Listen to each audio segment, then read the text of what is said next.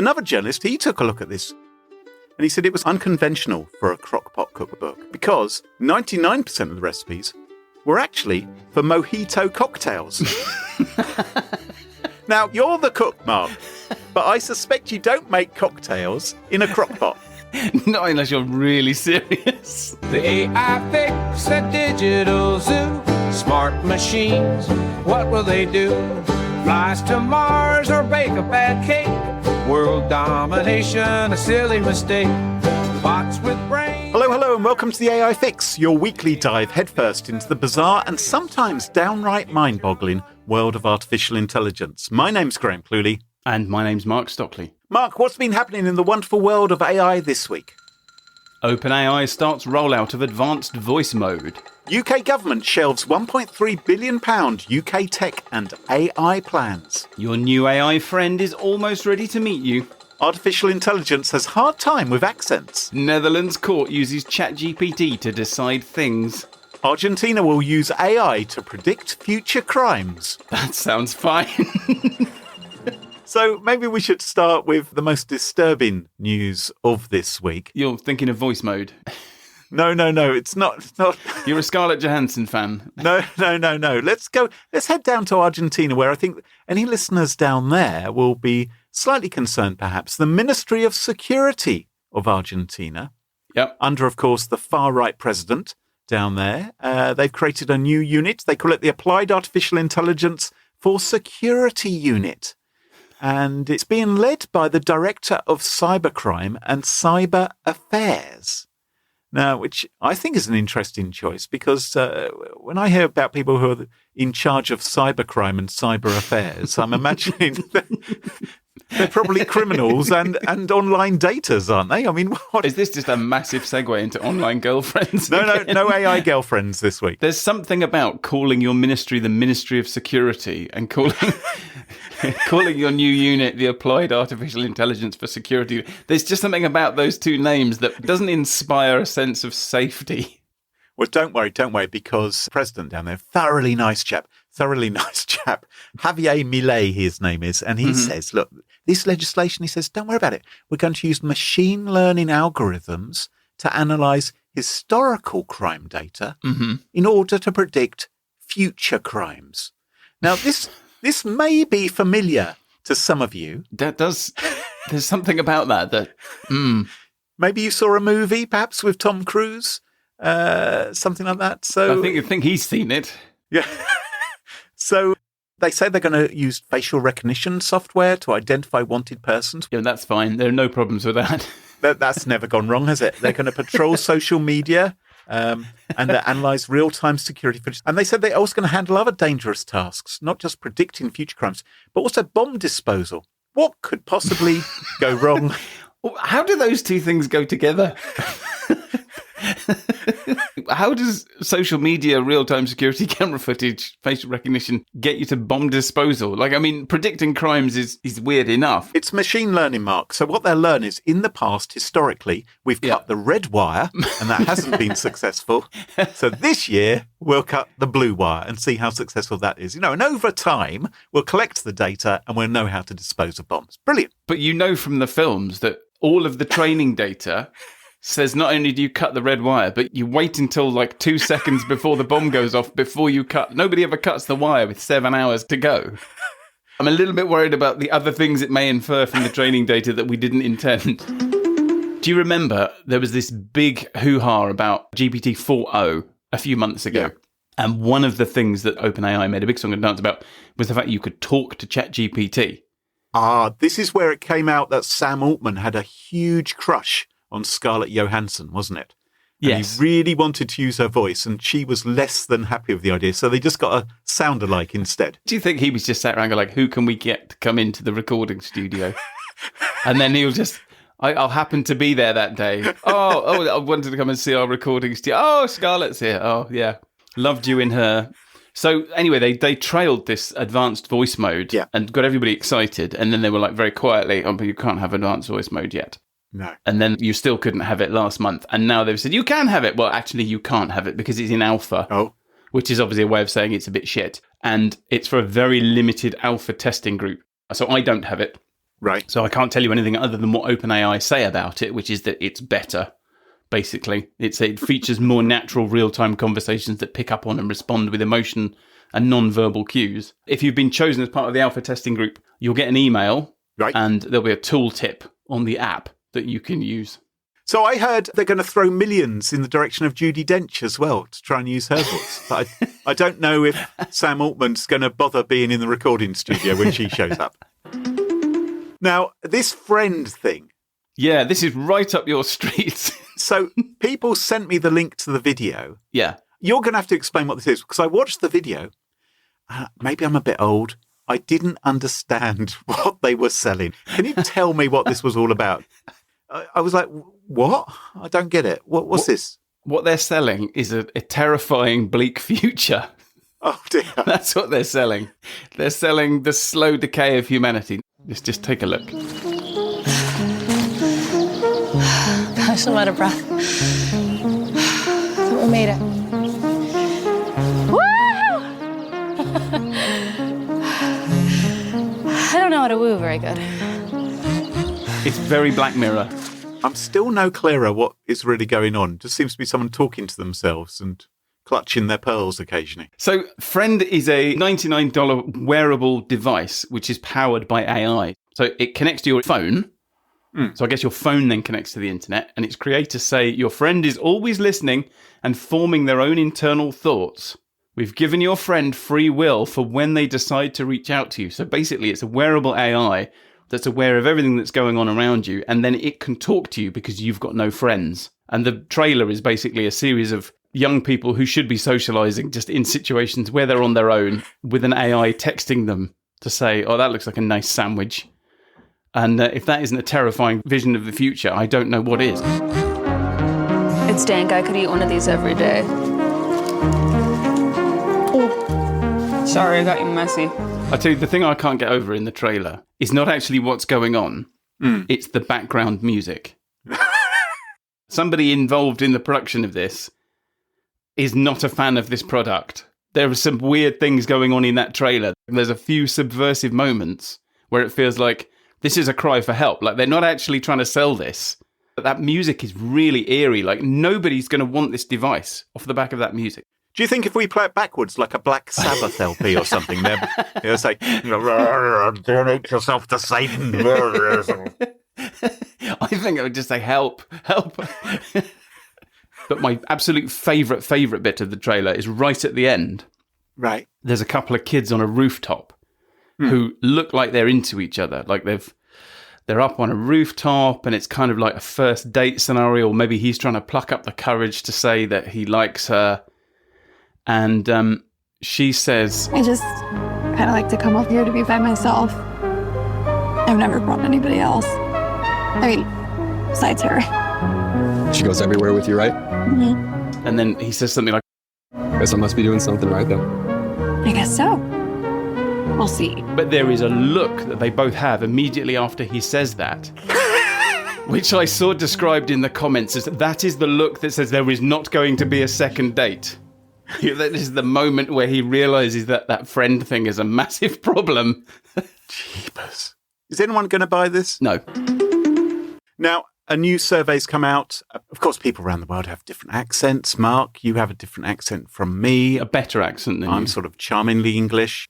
Anyway, I was intrigued by this new survey which has come out, which suggests that the different accents and intonations used by folks from as far afield as New York City, New Jersey and Long Island, actually, that's not very far afield at all, is it? That's all the same place, really. Yeah. Apparently, they are the hardest for artificial intelligence technology to decipher.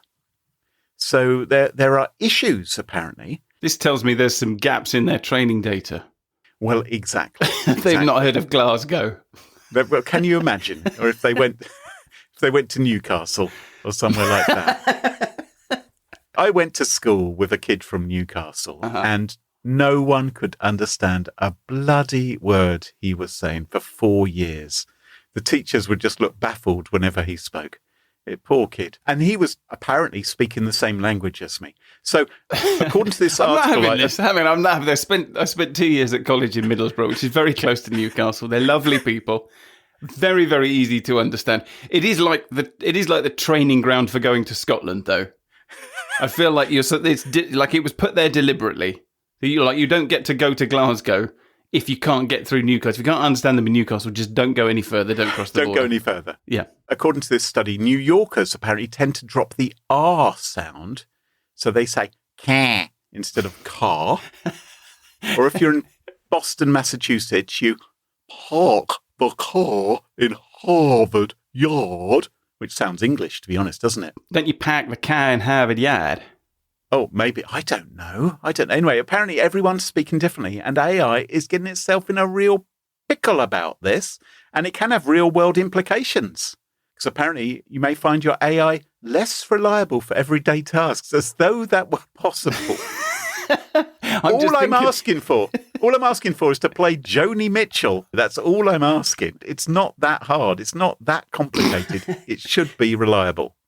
I'm just imagining these poor people from Long Island or Newcastle or Glasgow wearing one of these Friends, which is trying to make sense of their environment and message them whenever it feels like it. All it's doing is just go, what? Sorry, what? Imagine the CPU use in that data center as it tries to decipher those accents. Or it just never talks to you. It just feels really awkward. Yeah, it must have been some industrial machinery talking. That wasn't a human. A court in the Netherlands has taken the extraordinary step of basing a judgment on the wisdom of ChatGPT. Okay, could you just say that sentence again more slowly? Because I thought for a second you said that there's a court which has decided to base its judgment on ChatGPT.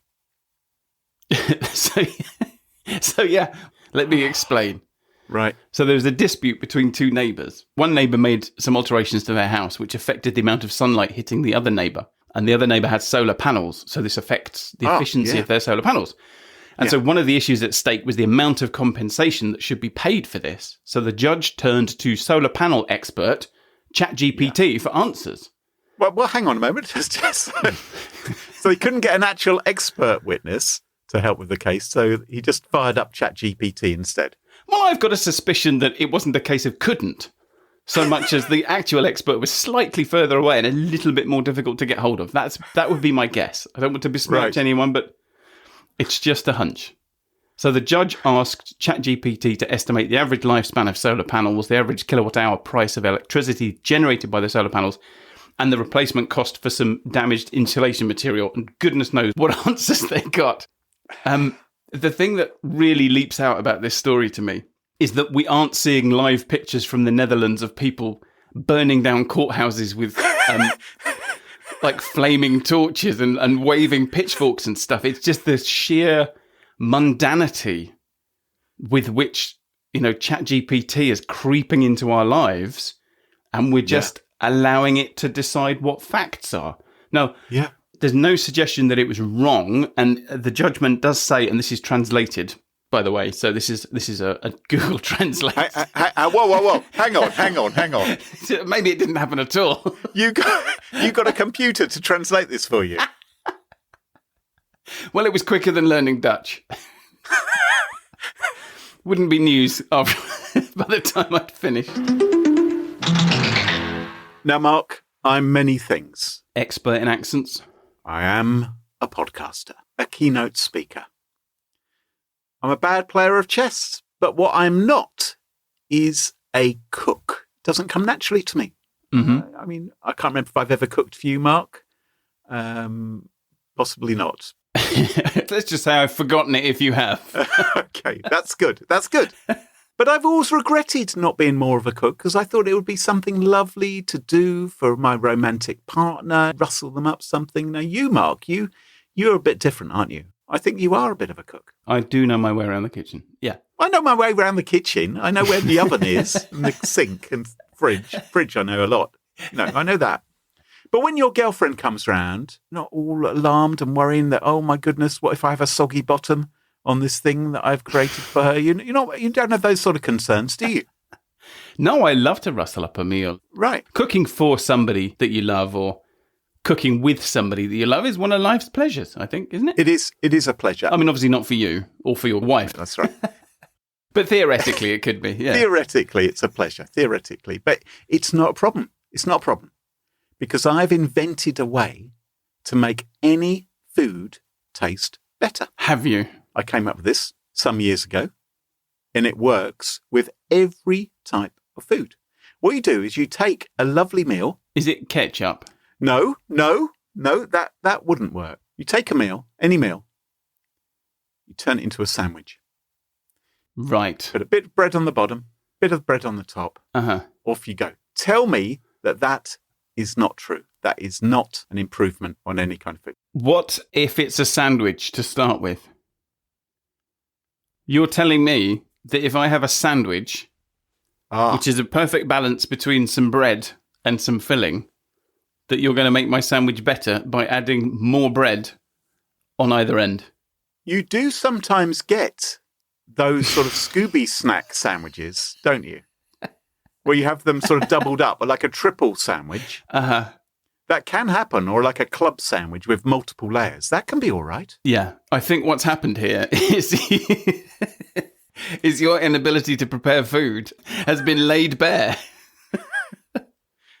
Anyway, I always want to improve myself. Have you thought about putting yourself between two slices of bread? I hear that's a way of improving anything. Well, I want to be a better cook, and everyone's raving on about these air fryers. Do you have an air fryer, Mark? I do have an air fryer, yes. Do you? In fact, I have a really, really good recipe. In fact, you can't put an air fryer between two pieces of bread, Mark. You've taken the rule too far. I don't think that's the knockout punch that you think it is. Anyway, publishers are drooling over air fryers. They are churning out 100 air fryer cookbooks every week. And in some cases, all without paying a single penny to an actual author. Now, unfortunately, I don't have an air fryer. Right. But I do have a crock pot. And so I was interested to learn about sandwiches I could make with my crock pot. And so I heard about this book called The Complete Crock Pot Cookbook for Beginners. It sounds perfect for me. It does. 1001 recipes, it promises. Now, unfortunately, the book is written by someone called Louisa Florence. She's written a series of cookbooks on Amazon for air fryers, diet food, preserving foods, and the biggest misfortune is she doesn't exist, which is very, very sad for her. She doesn't exist. That hasn't stopped her being very productive, though. Very prolific with these books. Yeah. Your first clue that she doesn't actually exist is that the book may actually be AI generated, in that it doesn't contain 1001 recipes. It only contains a measly 424. Now, I think the book could still have been a success if it had promised 424 crock pot recipes for beginners. I don't think you need 1001. But it did make me think maybe the AI is not very good at counting. Anyway, Louisa Florence, right? Who doesn't exist. Who doesn't exist. And her photo tells she doesn't exist because she's your typical entirely AI-generated author. She's got a missing shoulder. She's got mismatched earrings. Even her biography seems suspicious. She claims she was raised in Tuscany. And what do you know? Her surname is Florence. That typical Italian name. Well, I suppose it is an Italian name, but, it's a bit like me being Graham London and you being Mark Middlesbrough. And the recipes themselves are utter gibberish. So a journalist at Voice of America, he bought this book as a wedding anniversary gift for his parents. And... not fond of his parents, then, is what you're saying. Well, so he got one of these recipes. He said there's a number of problems. He said, for instance, the chickpea and quinoa. Is that how you say it? Quinoa? Quinoa. It's pronounced ASCII. The chickpea and quinoa recipe doesn't list chickpeas. Come on, quinoa. I'll take a run up. The chickpea and quinoa recipe doesn't list chickpeas and quinoa in the ingredients, right? Which you would expect in that recipe. Another journalist, Ralph Jones, he took a look at this book and he said it was unconventional for a crock-pot cookbook, not only because it only had 424 recipes rather than 1001, but because 99% of the recipes were actually for for mojito cocktails. Now, correct me, you're the cook, Mark, but I suspect you don't make cocktails in a crock pot. Not unless you're really serious. He tried to make one of these recipes. I don't know if it was a cocktail one or whether it was an actual genuine crockpot one, which has somehow slipped through the net. It seems quite likely it was a cocktail one, doesn't it? Just on the odds. He said it was a soggy, limey mess. It is sounding like a cocktail. That sounds very mojito-like, yeah. And one of the most disgusting meals he had ever eaten. Maybe he's the problem here. Maybe he sat down with a mojito cocktail. Tried to eat it with a knife and fork. It then went on to recommend the use of bratwurst ice cream as a side dish. Again, a bit unusual. Well, actually, no, that works if you've drunk 4 or 5 mojitos. If you've had enough mojito crockpots. If you have drunk a crockpot full of mojito, that's absolutely what you want. He then tried another book. There's another book called The Ultimate Anti-Inflammatory Cookbook for Beginners. So something you want to get right? If you want you want one for beginners. And there was something in the processing of the book, whether it's the AI or not, I don't know, but it had replaced every occurrence of the word "and" with an ampersand. Right? Oh. Now. Oh, no, I know people who do that. That's a crime against humanity, that is. You've got an issue with ampersands, haven't you? Because I tried to put the copyright message of this podcast as Graham Cluley, obviously first. Yeah. Ampersand, Mark Stockley, and you went off in a hissy fit.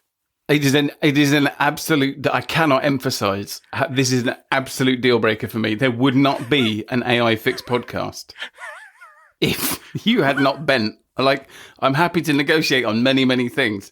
But if I see an ampersand on that website, that's it. We're done.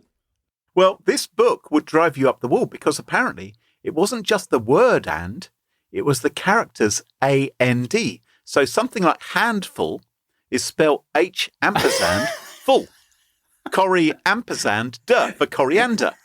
And the worst one is if you're using a blender by hand, which becomes H ampersand. This is literally my worst nightmare. Amazon, meanwhile, they're playing it cool. They're saying, oh, yeah, we're doing loads. We're doing loads to stamp out the AI books. We're using robust methods to detect AI fakery. It ain't happening. Grep ampersand. so many AI books out there. And of course, this is potentially very, very dangerous. Now, I thought maybe the mistake that's being made is they're not following the Cluley rule of culinary success of sticking it between 2 bits of bread. So I went to an AI and I said, come up with some unusual, original, but delicious sandwich recipes. Okay. Oh. I don't want ones that it's found on the internet. I thought, come on, you're so bloody clever. Come up with some original sandwiches which I can claim on my own and I can put together a great sandwich book and make my fortune. Now, of course, AI, it turns out one of the things it's sort of slightly deficient in is any sort of sense of taste. It's not good. I'm sure it'll come. Well, hang on. That's not true because ChatGPT has passed the advanced sommelier exam. Oh, yes, it has. Yes. As regular listeners will know well. Well, here are some sandwiches. We've got crispy scorpion lollipops encased in a fluffy bun, drizzled with a sweet and tangy tamarind glaze and toasted sesame seeds. Does that sound like a good sandwich to you? I think I ate one of those at a British railway station once. How about some spicy stingray curry cooked with fermented durian? Have you ever had a durian fruit? No, I haven't. Actually, that sounds pretty good. I might cook that one myself. Oh, interesting. Because my co-host on the other podcast I do, Smashing Security, she once tricked me into eating a durian chocolate.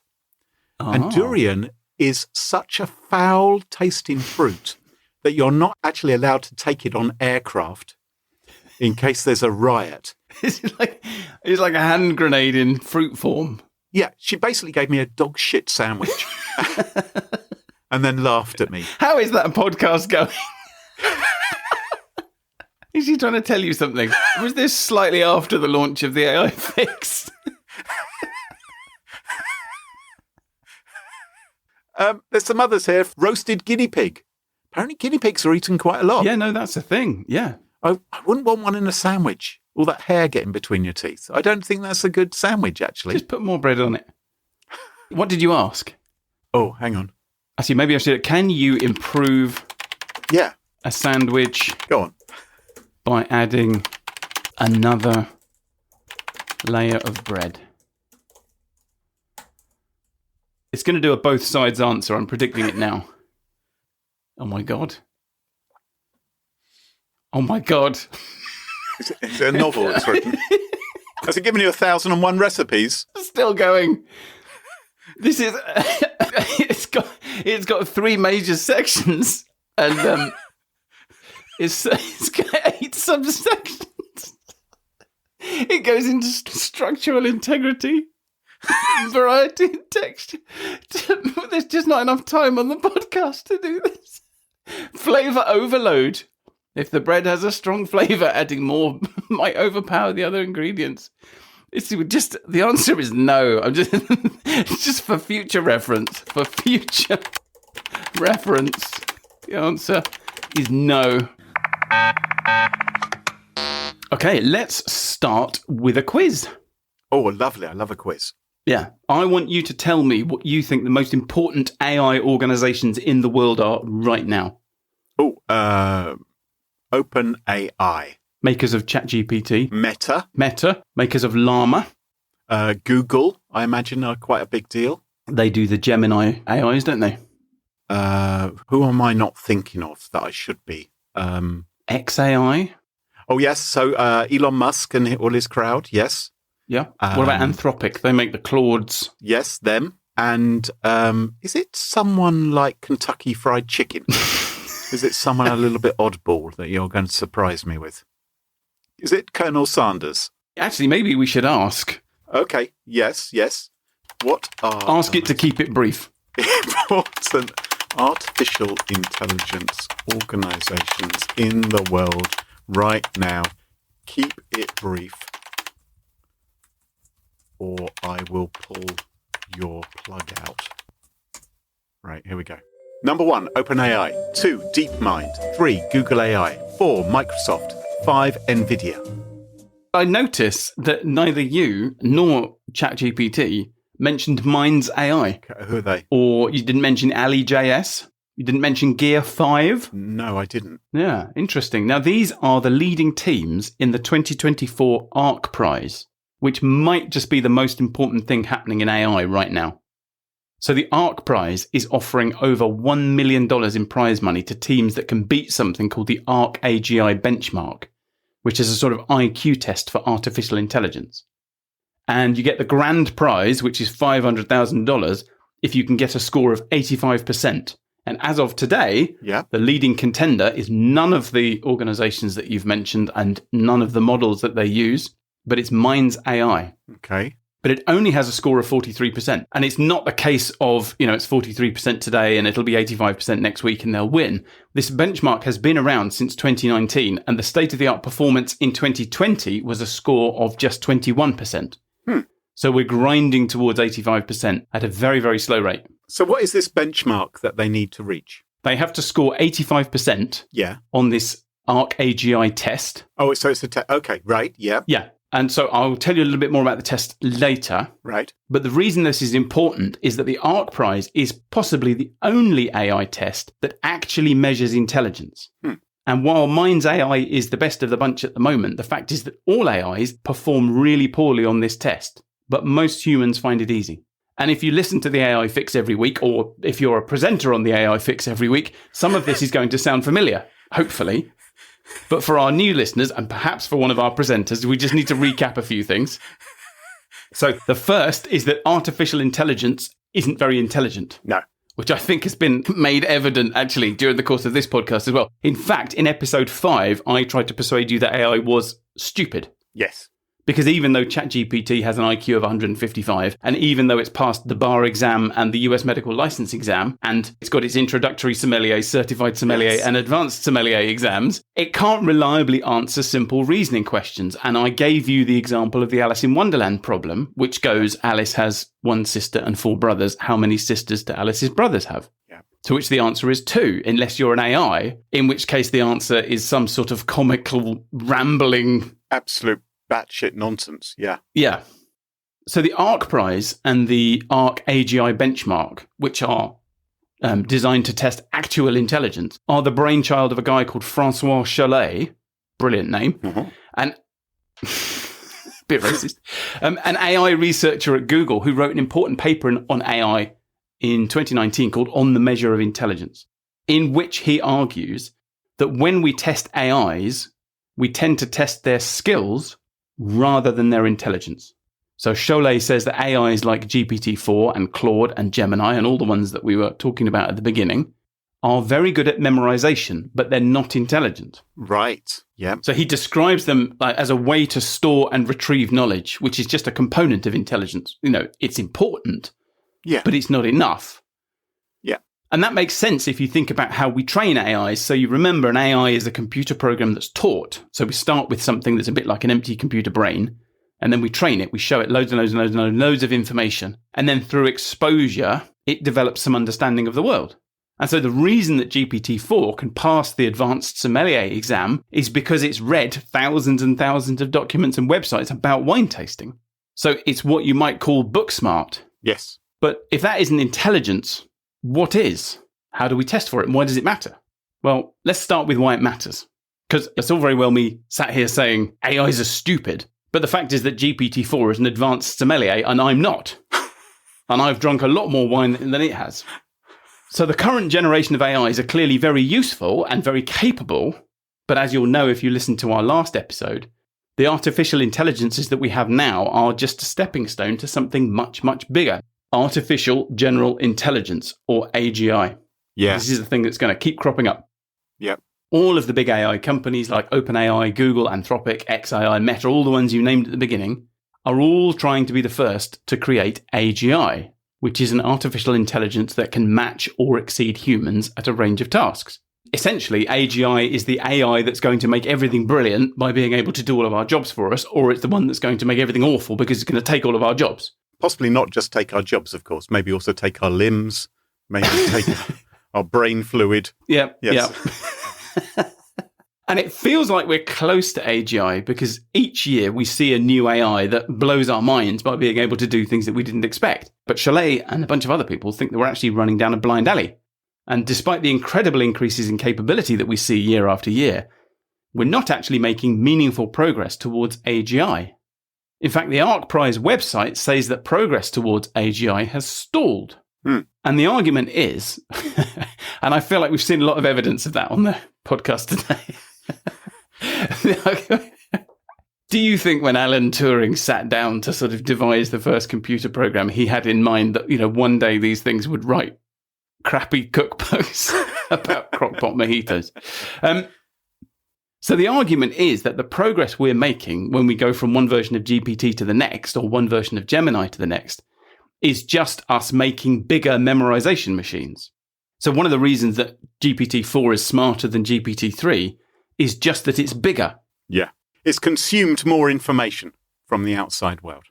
Exactly. So it's trained on more data, it contains more code, and it uses more computer processing power to create it and more processing power to run it. Mm-hmm. So while GPT-4 is more skillful than GPT-3, it isn't much more intelligent. Understood. Yep. And even the improvements that we see in intelligence, such as better reasoning, can be put down to it being a better memorization machine. So the argument goes, so GPT-4 is better at the Alice in Wonderland test. It's still not very good, but it's better at the Alice in Wonderland test than GPT-3. And maybe only because it's heard us mocking it and how bad it is at the Alice in Wonderland test. And it thinks, oh, well, I won't make that mistake again. I'm not going to give them material for their podcast. That's what it thinks. You're actually kind of right, because the argument goes that GPT-4 does better on the Alice in Wonderland problem because it's seen more examples of problems like that in its training. So if you give it more training data, just by accident, that contains more examples of people solving reasoning problems. Right. And it sort of works out how to predict the right words to say rather than doing the actual reasoning. So a really intelligent AI would be able to solve questions or whatever it's been asked about with minimal prior knowledge or assumptions about how the world operates, right? It would it would be able to make that jump without having to rely upon this huge database of information which it's trawled in the past. Wow, you're doing really well. Did you secretly Google the ARC prize? Yeah. While we were talking? Yeah, exactly, yeah.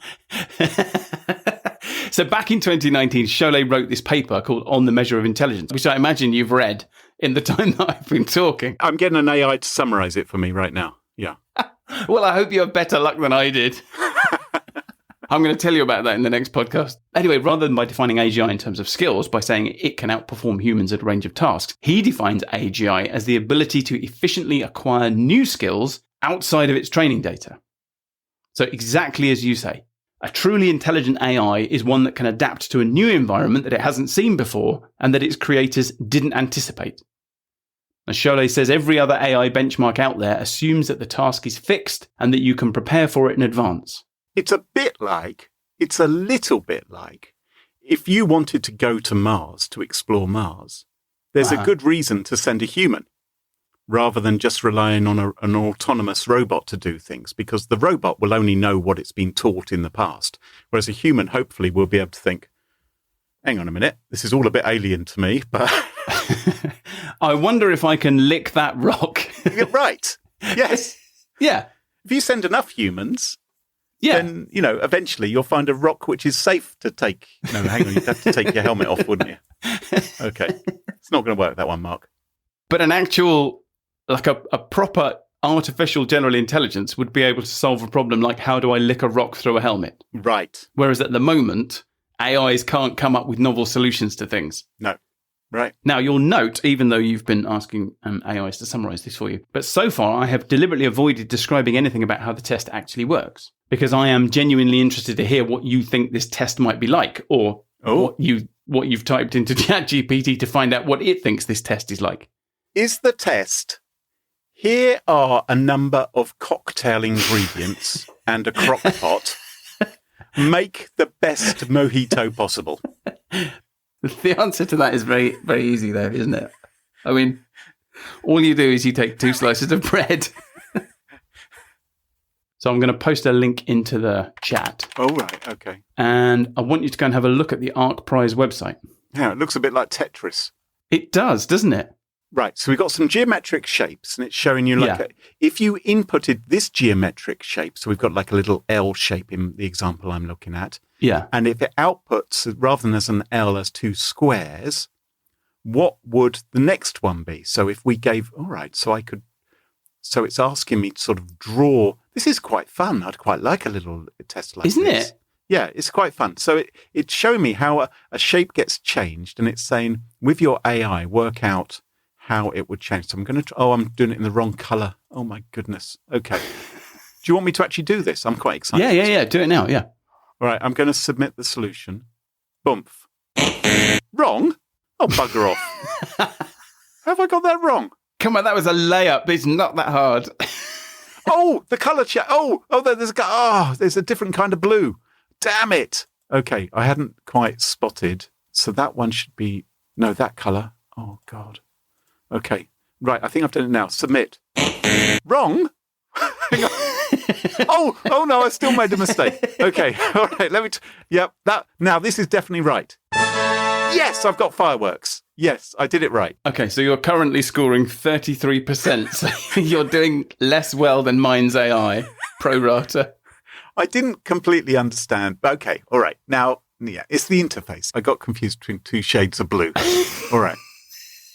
I mean, as you can gather, I am fascinated by this stuff. Right. Like, what is intelligence? What is AGI? But honestly, the only reason I wanted to talk about the ARC Prize today, as important was to see how I fared. As important as it is that I think the test is beautiful and beautifully simple. You want to test the broadest possible definition of an artificial general intelligence. And you are trying to find a better test than the bar exam, than, the medical licensing exam, than even the advanced sommelier exam. Mm-hmm. And the answer is something that looks a little bit like Tetris. So all you have to do to win your $500,000 prize is to create an AI that can correctly fill in 85 out of 100 of these tests. And so far, this has absolutely stumped all of the AIs out there. I'm surprised it's stumped. I mean, obviously, I messed up, right? There was a slight user error. I thought you said it was the interface. It was the interface. I didn't understand the interface. I didn't understand, I couldn't tell the shades of blue apart. It looks quite fun, and it does look easy. Now I'm looking through other examples of this. I'm thinking, okay, this should be possible to do this based on this. This is something that a young child could probably do. It's funny you should mention that. The idea is that your AI only needs something like the assumptions that a 4 or 5-year-old would have about how the world works. Yeah. It is designed to be easy for humans to do, and it should be possible for children to do it, but evidently not podcast hosts.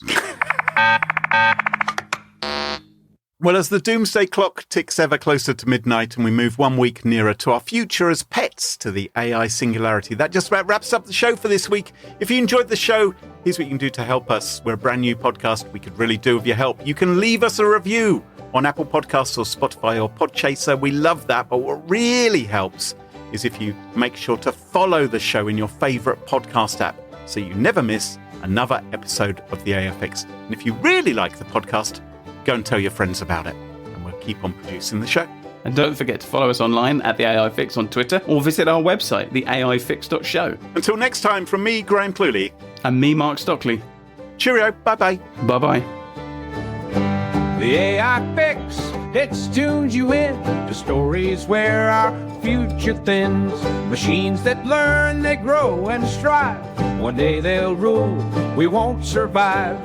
The AI Fix, it paints the scene. A robot king, a world obscene, will serve our masters built of steel. The AI Fix, a future surreal. I'm just an idiot. I thought it was just showing where it had put the blocks. I didn't realise they had to be that different colour. I just thought, just fill them in.